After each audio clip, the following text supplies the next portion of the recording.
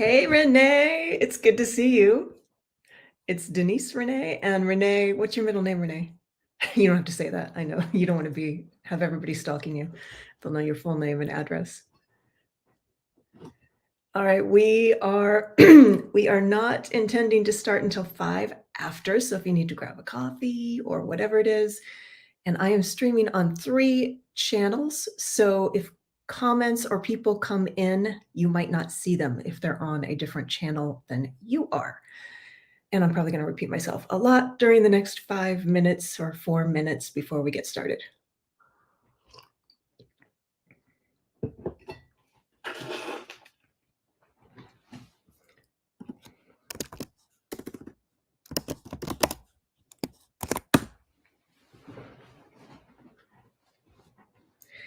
Okay, so far the tech is working.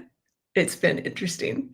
I have a new computer, and then all the inputs to all the cords were different this morning. So we're going to see how this goes. Because I'm on battery power thanks to the fobs not matching the new computer. All right, we have some more people coming in. You have at least 3.5 minutes before we begin officially. So if you need to grab a beverage, a snack, whatever you need to do, go for it. Access to video, please. I am going to try. We are supposed to be recording, so that is my intention. That is my intention to get y'all a video. Now, can you all see the video? Just if you can type yes or no to seeing the video, because I am in presentation mode.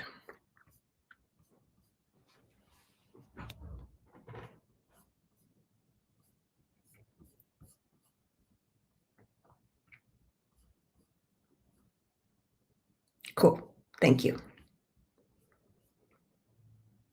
And we are using a different medium to deliver this than usual. So yeah, we're just going to see what happens. I think it's going to work out great, though.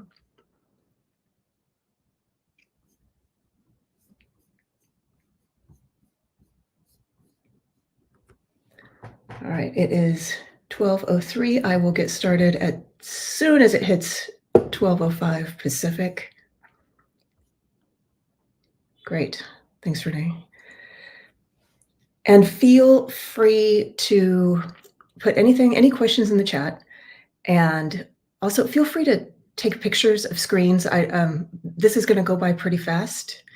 And so I don't mind if you can't write notes fast enough, just feel free to snap a picture of the screen. Welcome, Trish. Oh my gosh, so many wonderful women in the group. So many wonderful women here.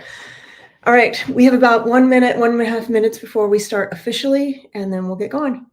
And we have a lot to cover. It's going to be super, super useful and cool. Or your money back.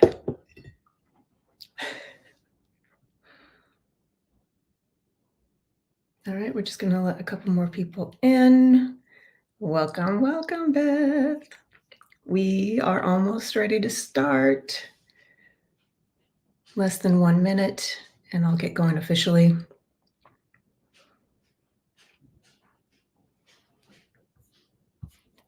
Welcome. Is it okay, Plachetta? Plachetta. Yeah. Oh, okay. Yes, A. I don't know where my blue blockers, so I should probably do that.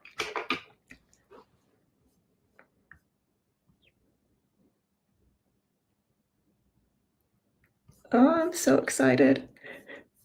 This is the energy you want to have when you are in an influence situation. You want to be excited. I was a little nervous about the technology, I'm not going to lie, but I've had technology go out on me before, live at Oracle with hundreds of people, and we managed. So, all right, let's begin. Welcome, everybody. I know your time is super duper valuable. So let's get started. This is all about influence, and specifically influence the boss, but the boss in your life may be different from the boss in somebody else's life. Maybe it's somebody in your household. I don't know.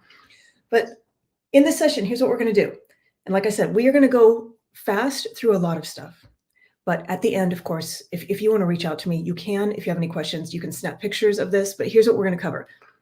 And it already looks like my builds are not going to work in this in this medium that we're using to deliver. So just bear with me in the technology, but I promise this is going to be useful and I will make sense of it no matter what the slides look like.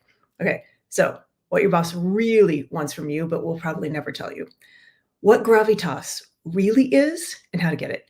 Executive presence. What to say and what not to say if you want to have the right kind of presence for the situation you're in. How to say no without saying the word no, because no is a trigger word and you want to avoid it, but you need to do it. And then if we have time, I'm going to give you some feedback best practices. And by that, I mean corrective feedback.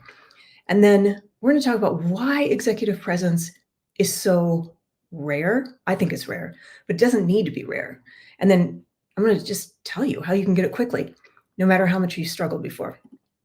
All right. I know if you can, please stay to the end, because you are going to, every single slide here is going to tell you something, but at the very end, I'm going to tell you how to get the thing that very, very few people have, like 2%. So if you really develop true executive presence instead of faking confidence, then you are going to stand out because you will be so rare.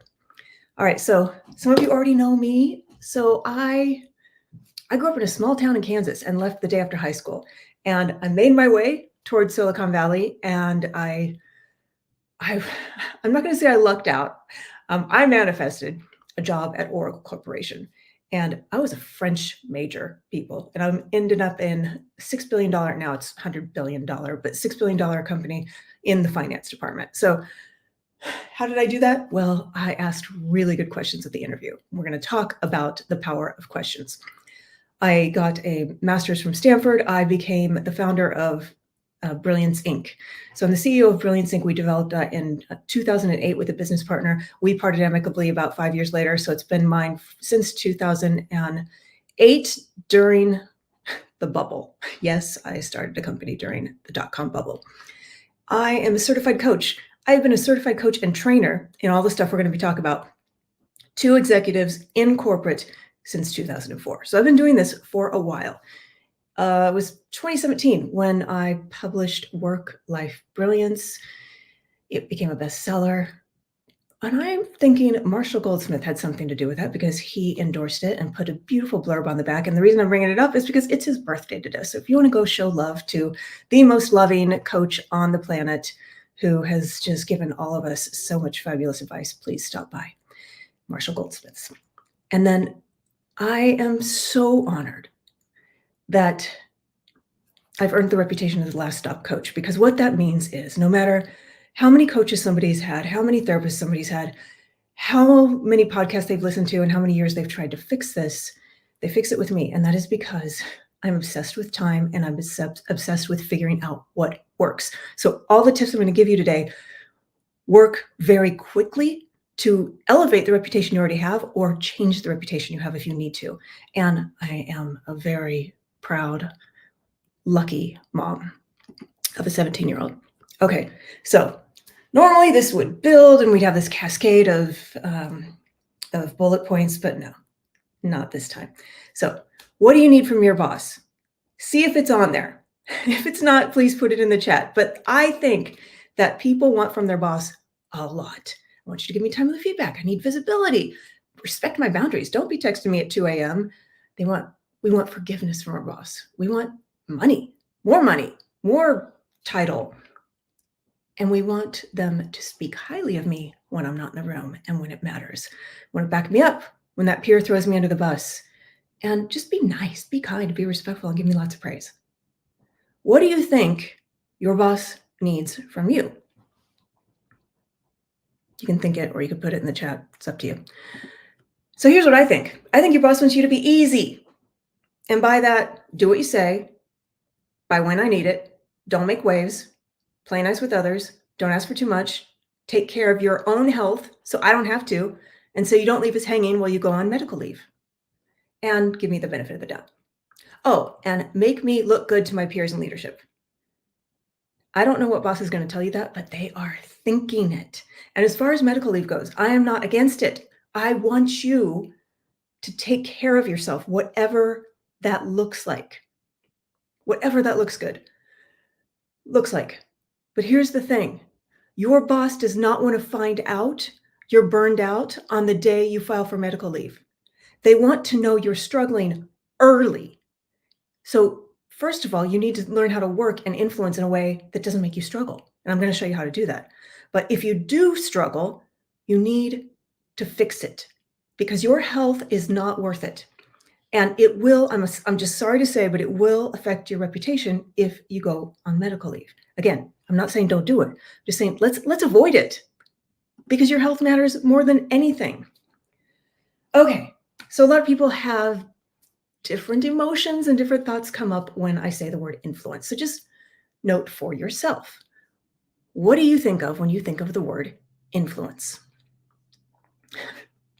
Probably some people think of influencers on social media that make a lot of money, but don't really believe in their products.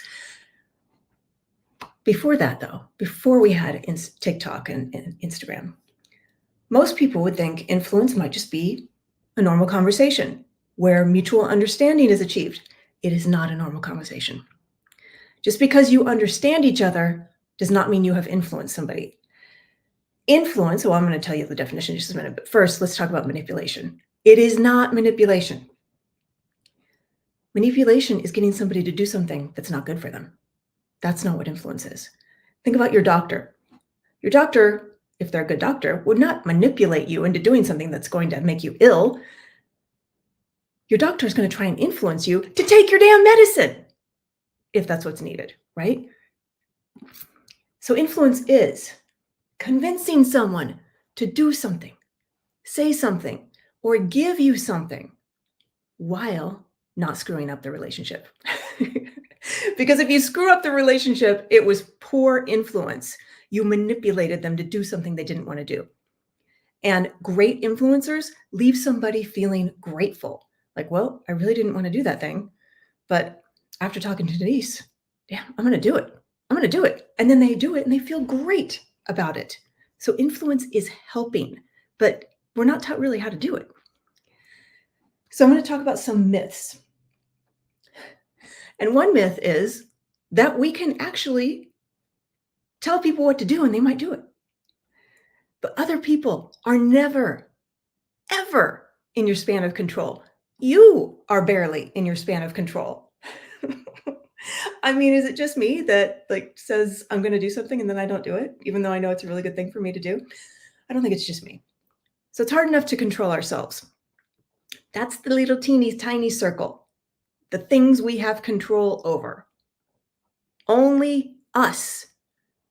Even just flipping a light switch. Yeah, I can flip the light switch, but I can't control if the electricity's on. All right. The next circle, and this is Stephen Covey's simple, brilliant model. It's the most brilliant model I've ever come across because it's just 3 freaking circles and it describes the whole universe. Influence. Other people are in your span of influence. Gravity. I call it gravity. He would call it out of control or something like that. And yes, positional power. I'm looking at manuals. Positional power. Oh, you're going to get that all the time from people, and we're going to talk about that. It's one of the myths about people thinking that actually works. So I just call it gravity, that third realm of non-influence, and we really mess ourselves up emotionally because we might as well try to control gravity. So go ahead and put in the chat things that you try and control that you really have zero control over. Like, you'll notice if you say wish or you say should, you're probably in gravity mode. Like, oh, I wish it wasn't raining. Oh, it shouldn't rain today. It's my birthday. Just think about all the things you complain about and you let bother you, you let control you that you have no control over. So here's the problem when it comes to trying to control other people. We make ourselves miserable because we think that everybody has the same rule book that we have. And everybody does have a rule book. Everybody has a code of conduct for how people should behave, how people should treat each other, how people should vote, how people should live their lives. Everybody's got one. You've got one. I've got one. I think mine is wonderful. I think everybody would be happy if they lived by my code of conduct, but that's not how life works. The only thing in your span of control are your thoughts, your emotions, your physical state, and your words and your actions. That's quite a lot. On a scale of 1 to 10, oh, plane delays, that's a great one. On a scale of 1 to 10, how well are you controlling your thoughts, your emotions, your physical state, and your words and actions so you feel good, take great actions, and influence others well and leave a positive wake? How well are you doing that? Anybody want to admit on a scale of 1 to 10? It depends on how much sleep I get for me. If I get a lot of sleep, I'm pretty damn good at managing my thoughts and my emotions and my physical state and my words and action. Yes. So, how well are you at doing this when your plane is delayed or canceled? Or when somebody sends you an all caps email? How good are you managing yourself in those moments? And frankly, we're all going to get triggered. But if you have control over yourself, you can limit the trigger. And then you can get back to center. Okay, so there are 2 myths that I believe keep us from being good influencers. First is that human beings make decisions logically. Have you ever tried to tell a peer, maybe in another organization, exactly what needs to happen and why, and they still didn't do it? They still disagreed with you. Or have you ever tried to tell your boss why they need to delegate something to you, or why they need to take something off your plate? And you made a very logical case and they said no. Of course, that happens. That happens all the time, right? Because humans are not logical. We like to think we are. But it has been proven that when somebody makes a decision, the emotional part of their brain lights up first, and then the logical part of the brain lights up second. It happens so quickly that we don't even admit it or even notice it. But somebody knew it a long time ago, because the Latin emovere, which is the root of emotion, means that which moves us to action. There is no action without emotion. So if you don't learn how to tap into people's emotions the right way, you will not get them to act in the way you want. And just in case you doubt, Dan Kahneman, he also wrote an amazing book called Thinking Fast and Slow. Psychologist. A psychologist won the Nobel in economics for proving this. And now we have a whole field of economics called behavioral economics, which we did not have before, because people spend money differently depending on their emotions. And guess what the most popular emotion is in the human brain? I know you would have guessed it, even if I didn't have it up there. It is fear. It is fear. We have fear-based brains. They're not meant to rule our lives, the fear, but it does, because we have 5 times as many neural processes for negative thinking as positive thinking. And the reason we were given that is so we would survive another day on the savannah. So we are constantly triggered, constantly feeling fear. There are specifically 3 fears that neuroscientists have found. I gave them cute little names. FOPO, the fear of pissing someone off. FOMO, the fear of messing up or not measuring up. Just look at performance management. That's going to trigger all of them, but especially FOMO. And then FOCA, the fear of changing anything. It doesn't matter if you're a meth addict. Your brain does not want you to stop taking the meth, because that requires change.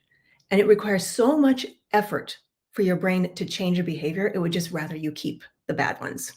So that's what we're up against, these kind of fears. Okay, so that's the first myth. The second myth, and this really screws up careers and really screws up lives. People misunderstand what executives want. And if you're an executive, please let me know in the chat. They think that you're supposed to have all the answers. When you have a conversation or a presentation, by the way, I say presentation like this in air quotes because I want you to never use the word presentation again. It's a terrible, terrible word nobody wants to be presented to unless they are in a theater watching a play. They want to have a conversation. So the difference between a presenter who comes in scripted, nervous, worried, they might have the wrong answer or not have an answer. It's very different from somebody who's having a conversation. Executives want somebody who is curious, who doesn't come in scripted, who is authentically confident, so that they don't have to take care of your precious little tiny ego, who's a good listener. So you don't have to repeat themselves. They don't have to repeat themselves. Someone who shares their own opinions, saying, well, okay, that's one way of doing it. Well, in my experience, this is what I found. They want to know. They want somebody to push against them. It makes them have better ideas. They want somebody to ask for clarification. What do you mean by that? Can you explain that in a different way? They want somebody to help them make better decisions, because the higher you go, the more important your decisions are and the fewer people that will be honest with you. Those are the people they look forward to talking to. Those are the people they find a reason to promote because you are valuable to them. And you can work half as much as you used to because you are providing value in a very efficient way. So I just want to introduce you to a friend of mine who was also a client of mine. Extreme example of this. She was from a different country. She had an accent. She had owned a company in her own, actually owned two companies in her own country. But when she came to the US, she started out as an admin. She's amazing. So she got promoted from individual contributor to the leader of a 250-person department. She went into imposter mode. She felt like she wasn't good enough. She had panic attacks, and she had one on the freeway.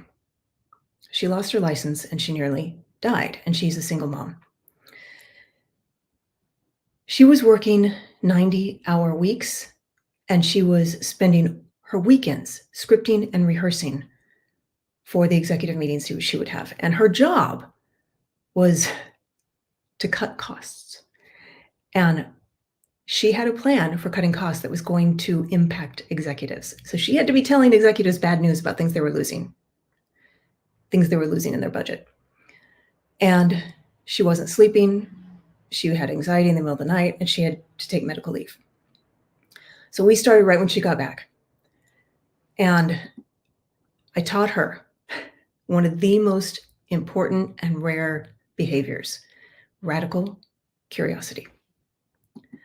It is the opposite of coming in scripted and presenting.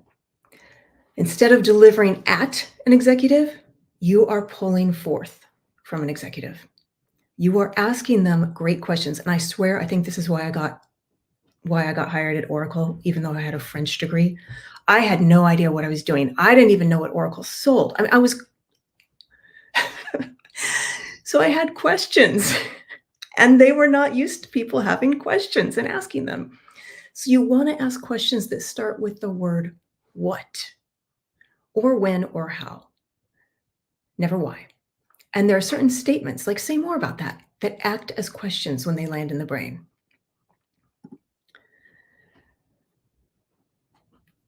So here's how to use radical curiosity to bridge across bias. So first of all, bias is universal. It's only a matter of the degree to which somebody is biased. We all have it. It's the degree to which you are biased and the degree to which you are able to recognize your bias. And it doesn't matter what it is, you're going to have to bridge it unless somebody is already in your in-group. So we all have tribal brains. We were given tribal brains, and back to Emmanuel, to your point about immigrants, if the brain sees a difference or hears a difference, then that is going to be a bias trigger.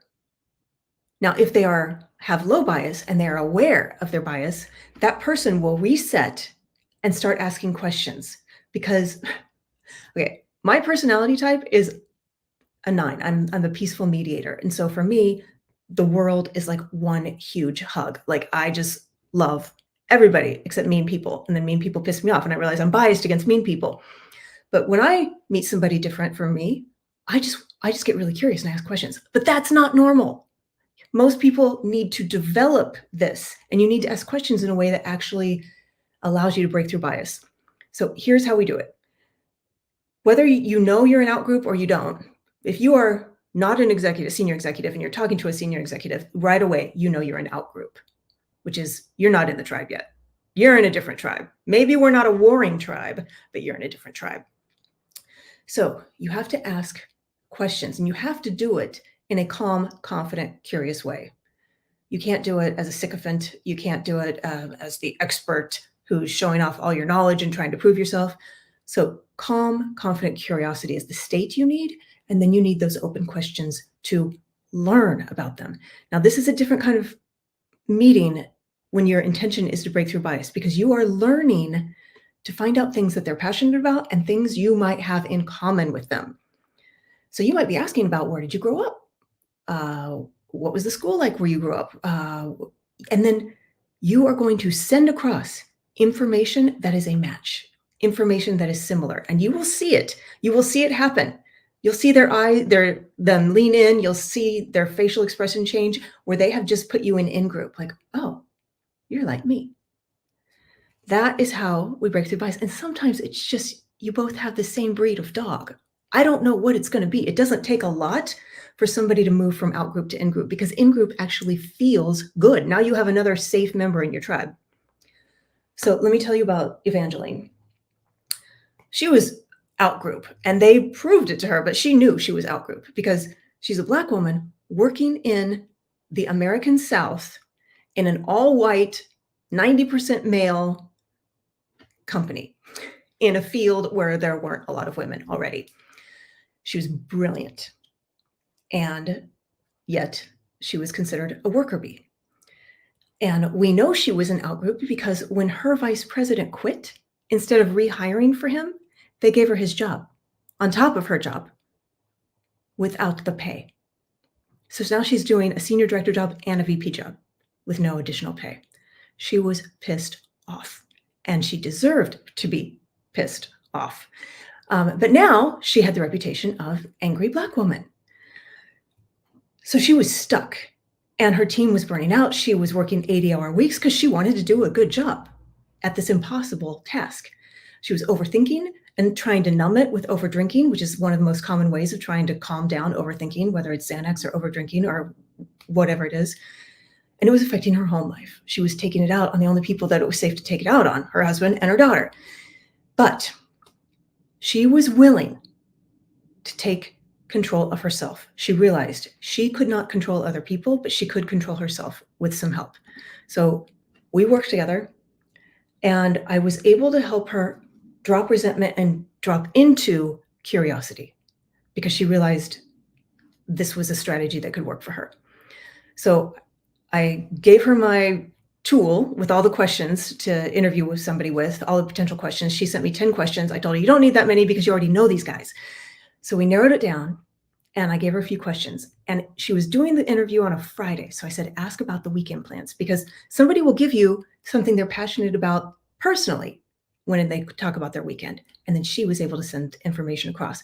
But way before that point, she impressed them so much. They had no idea how much institutional knowledge she had and how much strategic knowledge she had.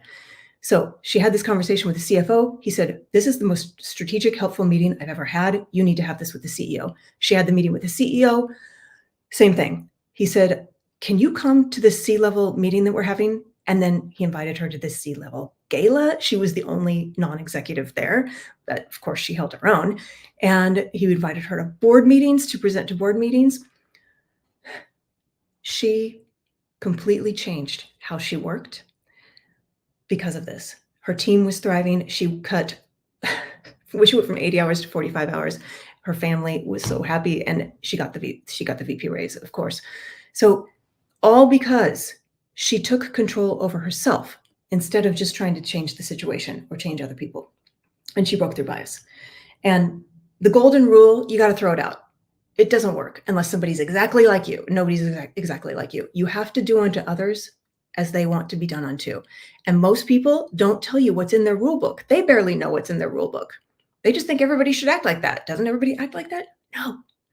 So you need to find out, how do they want to be known? You can kind of guess from how people behave, but the only way to know for sure is to ask them. So this is a very, very oversimplified four square model, but many executives and workers in the US are drivers. They like to get it done, get results. If you know the Enneagram, there's a lot of threes on the Enneagram. You want to be brief and you want to make them shine. Amiables, we actually have a lot of amiables in the United States. These are the people pleasers. These are the ones that will be indispensable, that will never say no. So they're going to want to hear that they've been helpful. And then you've got a lot of visionaries in corporate America too. These are the people that have big ideas. They're not so much on strategy and they're not so much on details and all that stuff, but they have big ideas and they're very inspiring. And then there's the analytical people, attention to detail. They want to hear that you helped solve a problem, that you helped improve quality, or that they helped improve quality. So you have to praise people and make requests of people depending on what matters to them. So how do you find that out? Well, here are some questions that you can ask of them. What praise or award have you ever received that really meant a lot to you? Oh, they would love telling you that. What was the worst compliment? Oh, I love telling people, like, what was the worst compliment you could give me? What part of your work is most meaningful? Oh, they'll love telling you that. Now give them time to think. Ask this question and then give them time to think. I don't care if you have to sit there for 10 seconds. What criticism would hurt the most? What behavior in others annoys you the most? Guess what? They do it too. It's the thing they hate about themselves too. And what do people get wrong about you? Same thing. It's probably right. It's probably the thing that they really do, but they don't want to tell anybody about, so they project it onto others. I know these sound sneaky, but people love talking about it. You are doing them a gift when you ask these kinds of questions, and you are learning what to do. Okay. My favorite definition of executive presence comes from Carolyn Goiter, who wrote the book Gravitas. And most people have learned that executive presence is a balance of warmth and strength, and that is true. You need to balance, and sometimes, like with the amiables, you need to dial up the warmth. With the analyticals, you need to dial up the strength, maybe. Definitely with the drivers, you want to be fast, you want to be quick, but you also want to be warm. With sevens on the Enneagram, the visionaries, oh, you got to be warm, but your strength has to be at the 30,000 level, your passion. Okay, so we have to balance strength and warmth. Women tend to be too apologetic. Men tend to try and be very serious because that's expected of them, but you need to know you. What I really love about this model is the vertical line. And if you saw my post today, you see that I love to laugh, but I'm also really solid in my body. Like, and my feet are grounded. I feel my butt in the chair. If you're not grounded, you can't be these other things. So we don't want somebody that takes everything so seriously all the time. We need lightness. We need to be reminded that just because the system went down, I was literally doing a workshop at PayPal. I was doing a workshop with PayPal with the CFO and her team. And literally their whole system went down. And we'd been doing this training and somebody comes back in. She's like, well, they're doing the best they can. Yeah. And then the CFO, my friend, she said, no one's going to die. We're PayPal. We're not the hospital. No one's going to die. That is gravitas. God, I love that woman. Okay. So let's do some phrases that are weak and strong. I wish I could build this to give you some, excitement, but we can't. So weak would be saying, I'm sorry, I'm late. Now with an amiable, maybe you want to say that. Amiables are going to say that to you. I'm sorry, I'm late. How about this instead? Hey, thanks for your patience, you guys. I'm glad I could make it. I'm happy to be here. I hope I didn't miss anything vital. No sorries. We're all late all the time. How can we not be? Weak is, oh, I'm sorry, I missed that. Don't say that to an executive. Just say, "Oh, thanks for catching that. I'll fix that now." Or, "Sorry to bother you." No. "Is now a bad time to discuss blank?" Oh, yeah, Renee, she's definitely sea level. Now she's on 5 boards now. Um, all right. "Is now a bad time to discuss blank?" I like saying it like this because people are tired of saying yes. So if you say, "Is now a good time?" They have to say yes, or they feel like they have to say yes. And people are sick and tired of saying yes. So try and phrase it so they get to say no. "Is now a bad time to discuss my salary?" No, it's not a terrible time. Okay, they'll tell you if it is a bad time, and then you can discuss that. And don't say, "I don't know." Say, "That's a good question. Say more about that." And then this one is going to save your weekends. "Would you like me to find that out?" So many people, if they're giving an executive presentation, and I'm using that word intentionally because that's what people are doing, they're giving a presentation, and then they assume that if the executive says, "And what were the numbers on that?" I'll get them. And then they spend their whole weekend creating another presentation with the numbers for that. When really, if they would have asked, "Would you like me to find out?" They're like, "No, no, I was just kind of wanting to ballpark. It doesn't matter." Oh, now you get your weekend back. Ask the question. Don't assume and add more work to yourself. All right. Other weak words and phrases. "I'm sorry to interrupt." Okay. Oh my gosh. This one really gets me. There is so much intelligence at the table that is not shared because people are waiting for the right moment. Oh, yeah, Trish. Yeah. Yeah, she went to become everybody's asking about that story. She went to become CIO at Salesforce, longest running CIO at Salesforce. And yeah, okay. Yeah, the people I work with, they don't stay in one place unless they want to. Okay, so weak would be waiting to be asked, waiting for the perfect moment for you to say something. Here's what I love. This works in Zoom. This works in person. If somebody says something, you can go like this. "Oh, oh, oh, oh." Literally. "Oh, oh, oh." Or just put your hand up. Or hold on. Stop, stop. You can literally say that. "Dave, that was a great point, and it made me think. What do you think about blank?" And now Dave's like, "Oh, she liked my point, and she's helping me come up with the actual solution to the point that I didn't have a solution for." Just get in there. It's messy. Conversations are messy. They're supposed to be messy. That's how they're fun. It's not a play where you say your line and I say my line. You can tell I have some passion about this. Okay. Another word that is too strong for the brain is why. Why did you do that? Now I'm thinking, well, you think I'm stupid, huh? Like, people don't want to hear why. They feel like they're being interrogated. Now I know there's the 5 whys of Six Sigma and stuff like that. So you can ask why when you're talking about a system. Well, I wonder why the system broke. Why do you think it didn't come out of the conveyor belt? Like, something like that. You can ask why about that, but not about a person.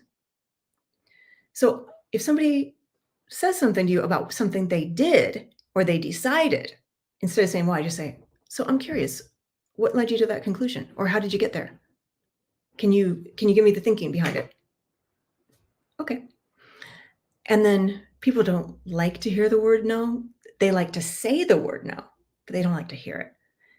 And I'm going to give you a whole list of things you can say about no. But before we get into the words, if somebody asks you to do something, you only have like 300ths of a second before your brain thinks something and then your mouth says something. You need to increase that 300ths of a second and to make sure you don't put your foot in your mouth in that 300ths of a second. And you don't say yes to something that is now going to ruin your weekend or your month in that 300ths of a second. So take a breath. We need more silence. Everybody likes silence. It's good. It's a good thing. Let other people have their thoughts. Now, you decline without saying the word no. So it needs to be clear that I'm not able to do it at this time, or I'm not available. Notice I didn't say I'm sorry. Now, if you want to say I'm sorry in this situation, you can. So I'm not available.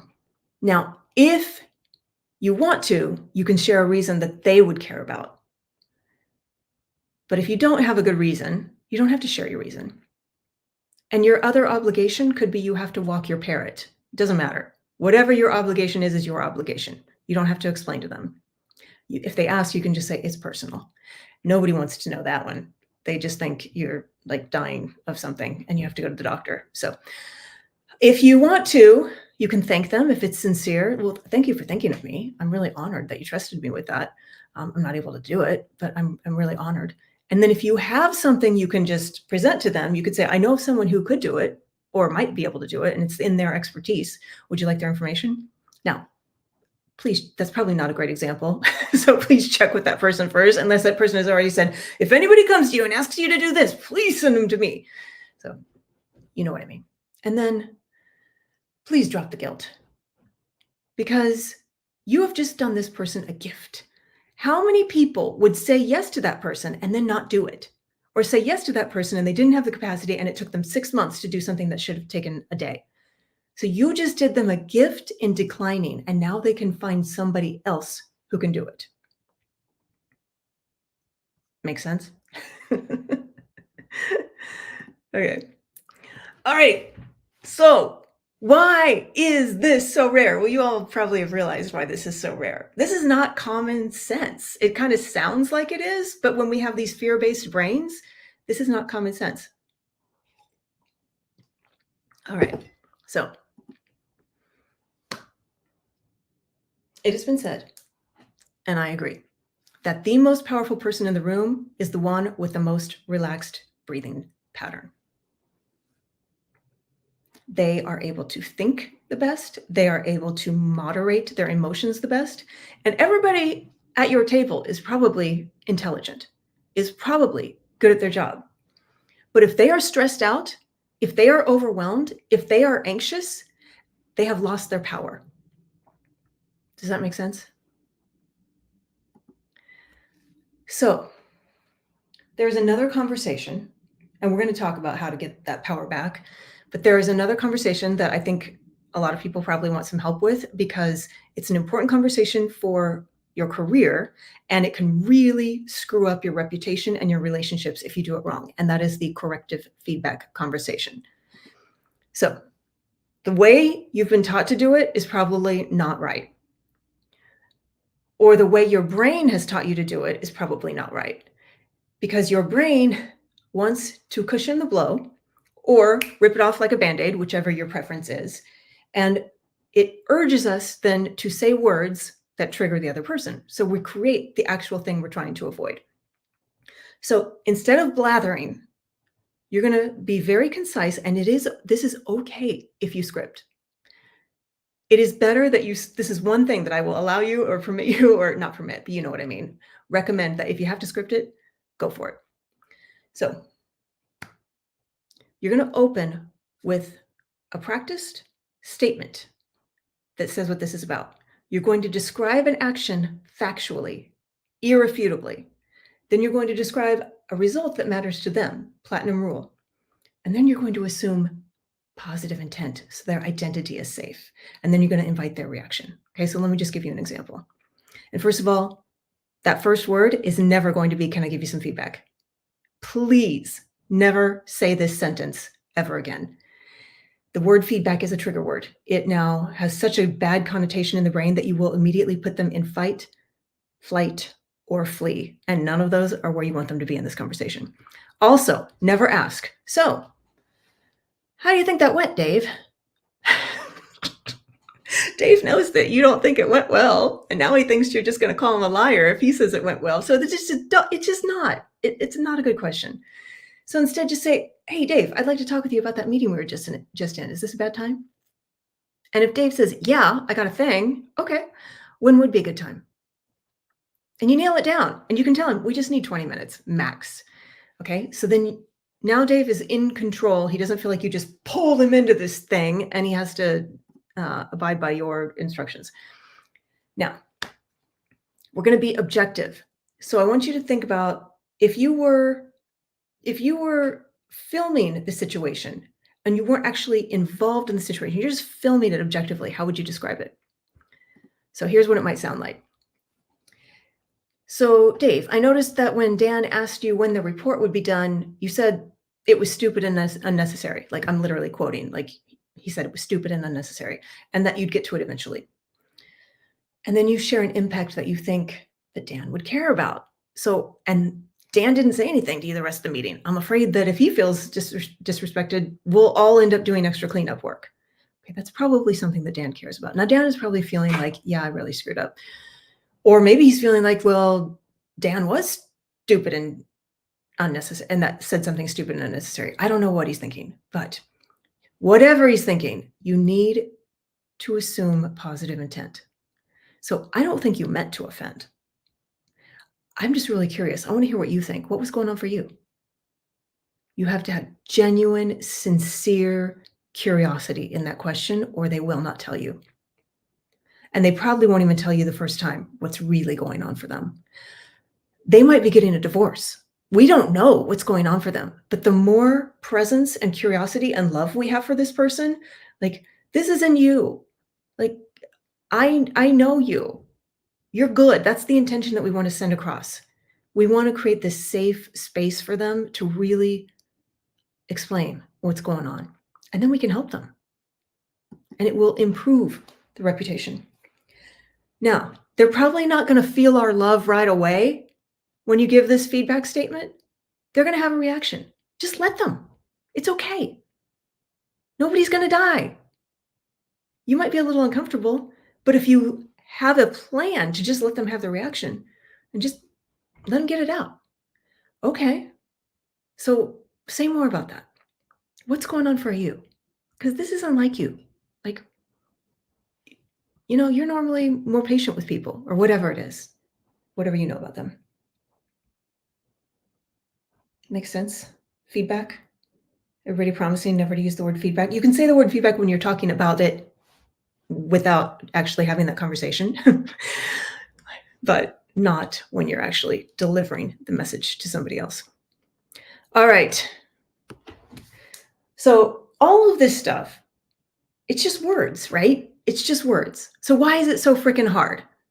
It's because most people are missing the secret ingredient, and that is enoughness. Enoughness is rare because of our fear-based brains and because of a story that we're going to talk about. But what enoughness looks like, you know when somebody has enoughness. Now, it doesn't mean they don't ever have self-doubt, but it means that they believe they are worthy. They believe they have value. They believe they do not have to be perfect. They believe that they are not responsible for other people's emotions and reactions. And what it looks like and sounds like, first of all, the person is calm. They have regulated breathing. They are confident authentically. Authentic confidence is not like a peacock. It's like just comfortable with themselves, not trying to prove anything. So that balance of strength and warmth. Someone who admits fault. Someone who you can just tell is present, not faking it, not faking presence. I've had one of the things women come to me for is they want to stop faking presence and actually be able to sit on the couch with their husband and not think about work. That's what enoughness will give you. Okay. Somebody who's able to think clearly and quickly. If you've ever had a panic attack or if you've ever been in an executive meeting and all of a sudden your words disappeared, you probably had an amygdala hijack. When our brain goes into fight or flight, it disconnects from our logical brain because all it wants us to do is flee. So we lose access to our brain, and it is a very painful thing when you lose access to your brain in an executive presentation. And then instead of waking up at 3 a.m., instead of anxiety, you feel excited. You have an attitude of, I get to have this meeting with executives today. So we all know what not enoughness looks like. We feel fear, doubt, anxiety, worry, and we don't want to bring that into the meeting, so we fake being confident. We fake being enough, and we hope that we pass. And the story that's happening in the head might be something like, I can't make a mistake. If I make a mistake, they're going to realize I don't know what I'm doing. And then the gig will be up. Or I have to have all the answers to their questions, or they're going to know I'm a fraud, or they're not going to give me that promotion. And I don't want to sound stupid, and I can't piss anyone off. That's going to be a big one for amiables, the people pleasers. I cannot piss anyone off. I cannot disappoint anybody. I have to be all things to all people. So this, unfortunately, is the norm. Not enoughness is the norm because of that tribal brain that is trying to keep you small, keep you safe, and keep you doing the same thing over and over, because then you don't have to change. You don't have to expend energy to change. So in order to actually change this, so if you already have enoughness, then you will be able to take the things I have taught you and use them. If you don't yet have enoughness, it will be challenging to use these. You can still do it, but it will be more challenging, and you might have to fake it. So this is why when I work with people, this is what it could look like if you want to find the real you efficiently. So the first thing you have to do is find the exact words your brain is telling you. And you can get clues by, what do you believe in? Like, what's your belief system? I always ask my clients, what is your belief system? And then I just listen and I ask lots of questions, because, maybe they're going to use words like Allah. Maybe they're going to use words like universe. Maybe they're an atheist. Like, I need to know what their brain will absorb and what their brain is already telling them about who they are. And it's usually something very final, like, I will never live up to my potential. I will never be enough. Nothing I do will ever be good enough. It's something that strong that your brain has embedded and built millions of neural pathways for. It's like a superhighway that is very efficient now, and your brain just goes there. So you have to find that story, and then you have to upgrade it to something that you actually believe. And you believe it because you will feel a corresponding emotion in your body. Even if that emotion is relief, you will feel it. And then what I do with my clients, once we get that feeling, we do a 5-minute exercise. And I've learned this through the book Letting Go with David Hawkins. I have a whole David Hawkins library over here, and visual. But the book that helped me even more was Untethered Soul. And he just has a new book out that just landed on my doorstep. I'm so excited. Michael Singer. So these are scientific, proven methods to get the shame out of your body. What is shame? It's just a very slow vibrating emotion. There's fear, which is a very painful emotion that we all are very familiar with. And then it goes down from there: grief, apathy, guilt, and shame. So guilt and shame are the heaviest, slowest emotions. It takes at least 90 seconds for an emotion to move through you. If you hold your breath while you're having that emotion, you contract your body, and the emotion stays in you and turns into inflammation. So I do with my clients 5 to 10 minute process to get it out. Yesterday, a woman, she only had 5 minutes. We got 25% of the pain and inflammation out of her shoulders. So I gave her homework to do that every night. All right, so then you have this new story, but it's a tiny little neural pathway now compared to the superhighway of not enoughness. So when you find the upgraded story that makes you feel like, oh, I got this, and excited to go into the executive meeting, you have to make it a habit. Best way to make this a habit is do something associated with something you do often. So I give my clients, every time they wash their hands, they say this story and they feel it. The reason affirmations don't work is because you don't believe them. And if you don't believe them, you don't get the emotional connection. If you don't get the emotional connection, you do not create a new neural pathway. It was a thought that just disappeared from your brain. But if you feel it, and you know this, because we feel negative thoughts all the time. We can feel those in our gut, in our heart, in our heads, in our throats. So you have to find something that you truly believe. Then, when you have that identity, and it only takes 2 weeks for that to be your new identity, if you're doing that every time you wash your hands, then you can use these techniques and decide who you need to break bias with. Maybe it's a peer who's thrown you under the bus. Maybe it's an executive who's holding up your promotion. I don't know who it is, but that's the person that you need to break the bias with. Then you will start seeing all the places where you're overdoing because of people pleasing and not enoughness. That is why people are overworking. It's not because of all the things coming at them. The things coming at you are never going to stop. The Slacks, the meetings, people are going to keep inviting you to these things, keep pinging you. Social media is not going away. But you, once you have enoughness, will just decide you don't need it. Why am I going to that meeting? And you'll have the words to get out of it with gravitas, and everybody will be like, yeah, we don't need that meeting. And then everybody will be happy because now that you've called it out, that meeting is gone forever. So that is how people end up saving. I've had as much as 40 hours. Somebody who was working 90 hours got 40 hours from their work week. I didn't even know somebody could work 90 hours. The math on that is crazy. All right.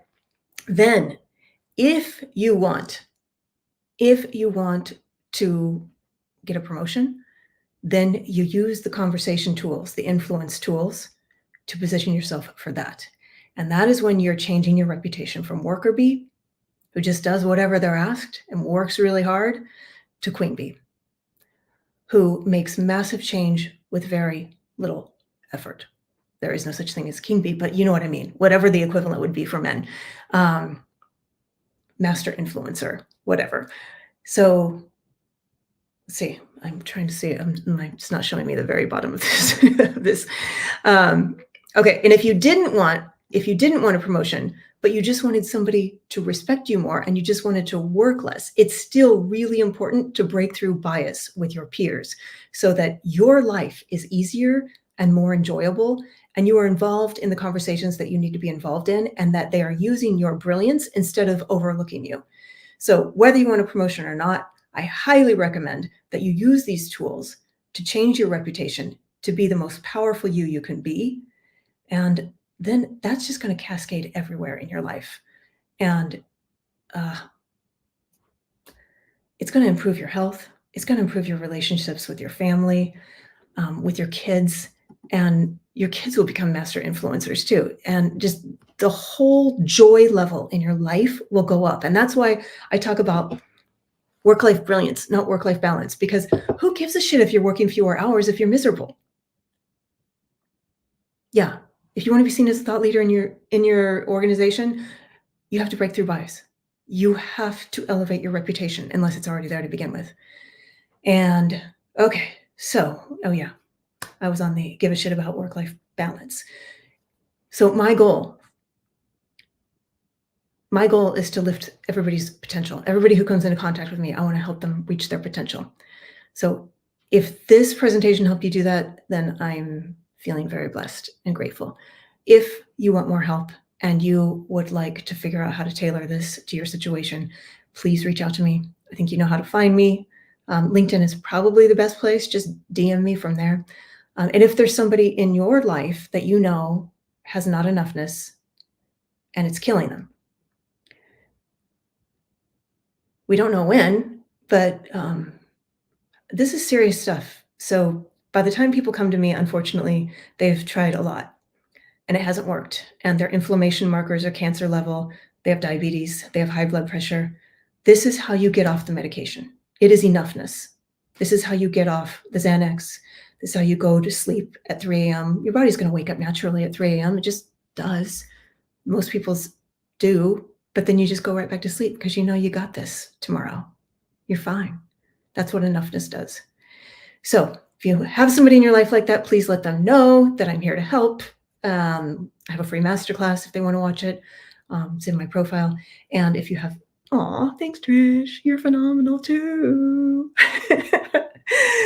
All right. And if there is more you want to hear from, or you think I should do this again for more people, I'm just open to it. And I love having conversations with real life people. I tend to be a bit of a hermit, but I love getting out. So I guess I'm an ambivert. So I do a lot of thinking in my head, but I love getting out with people. So I do kind of equal parts thinking out loud and thinking in my head. So yeah, I'm so glad. I'm so glad you guys got some value out of this. Yes. Yes. So go try it. If it works, great. Great. If it doesn't, please don't yell at me. It's gonna work great, especially if you can come up with not enoughness before you go into that conversation. You've got this, you've got the heart, now you've got the information, and it's 1 o'clock, people. We did it! Or whatever time it is for you. We did it. So glad to see you. Thank you so much for joining. If you want to stay on because you have to ask me a question, please do. And I don't know if I can figure out how to turn your voice on. You'd think that would not be hard to do, but you can just schedule a call with me if you want, or send me a DM and we'll connect.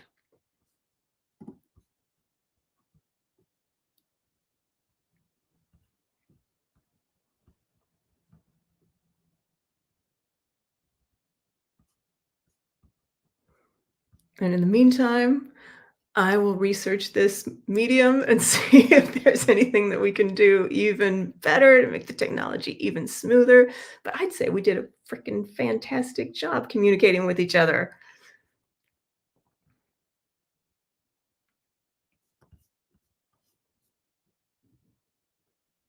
All right, I think everybody has said their piece, so I am going to end the stream and wish you all a beautiful, beautiful March 20th.